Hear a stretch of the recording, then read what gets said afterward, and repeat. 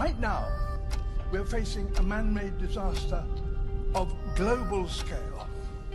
Our greatest threat in thousands of years, climate change. If we don't take action, the collapse of our civilizations and the extinction of much of the natural world is on the horizon. The world's people have spoken. Their message is clear. Time is running out. Hi. Hi, my name is Natalie. Hi, I'm Maya. Hi, I'm Amy. Hello, my name is Rebecca. Hi, I'm Kate. So we're all part of Woodfarm High School's Industrial Cadets group. We come from team No Time to Die, and we have designed, built and researched our own futuristic eco-house. I am co-leader and designer of the team and have learned a lot in this experience and only hope that my knowledge will grow throughout the project. Over the course of the weeks, we've put our heads together to generate some of our best ideas to produce a suitable design that we can not just make sustainable but also make our own. Before we get into the design process, I'd like to share what we have decided to create our eco-home for elderly people, so that it's not just separate families getting ahead of climate change. Since elderly people would not exactly be the primary market for big housing brands, I'd like also to add the team No Time to Die is built of young, smart, creative and intelligent girls, and we're also pleased with the opportunity we've been given and could not be more grateful. I am one of the team co-leaders and designers in our time over the project, and we have been incredibly lucky to have our mentors Kirsty Duncan, Jamie Baker and Kay Keenan. They have been tremendous help in reviewing our work, watching us as we produce our ideas, and really helped us turn our ideas into a base of the project and put them on paper. Our ideas have been back and forth for a long time, and we've landed on a futuristic mountain house with some very enticing details, such as the fact a micro greenhouse house that is designed surrounded by a greenhouse so that we can grow our own food. This also comes with advantages like climate control, not to mention our multiple sources of power like our wind turbine, solar panels and hydro wheel.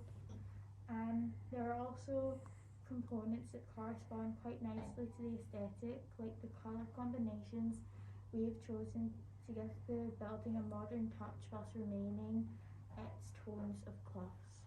Hello, my name is Maya Manzo and my role in the team is idea generator and poster designer. In today's battles against climate change, we have selected different components to make our house accessible and sustainable. We've started with some of the no-brainers like solar panels to generate power and a wind turbine on top of our house to help produce even more power. This would be found useful since our building is on top of a mountain. We also incorporated many ways to make sure our materials are sustainable, like using recycled or reclaimed materials. We took our immense amount of research and made sure it's all fitted in and make the house look perfect. We also made and claimed the results of a survey so people would be able to describe their own flaws of their dream house and so we can add these elements into our construction, such as temperatures, spacing, food and many more. And of course we had to vaguely consider whether people would be willing to spend a little more extra money if it was beneficial to the world. Okay. Hello, my name is Natalie and I'm the researcher and model builder in this team.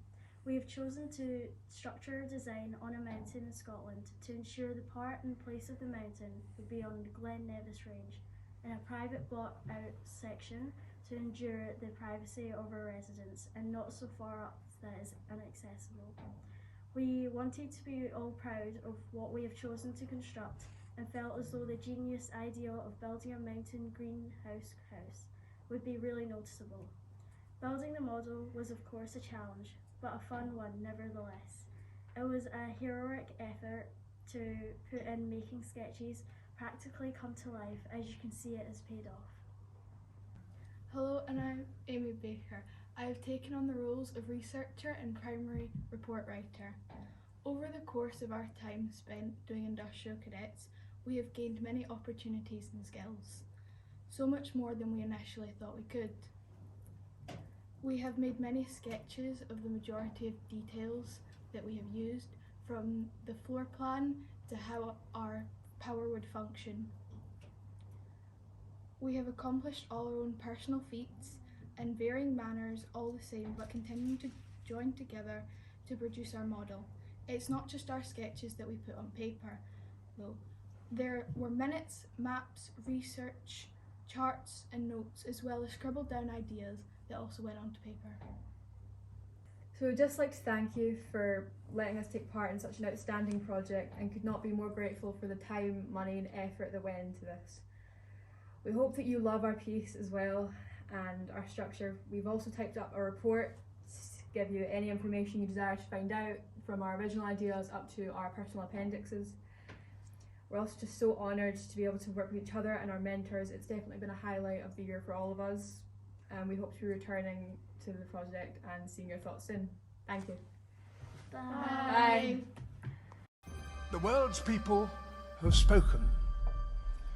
Their message is clear. Time is running out.